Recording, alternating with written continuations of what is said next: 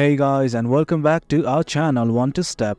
In this tutorial, we're gonna look at how to add Discord audio to OBS. Now let us begin. Now let's simply look at how to add Discord audio.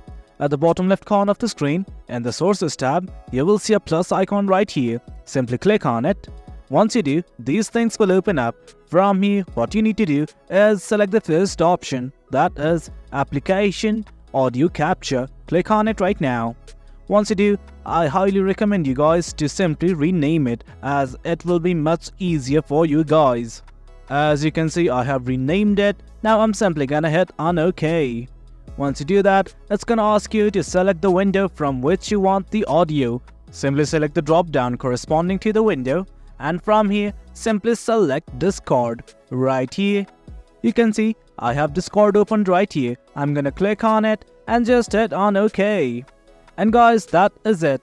As you can see, Discord has been added. You can change the volume as well.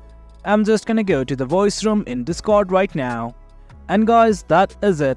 As you can see, this is how we add Discord to OBS. It is quite easy.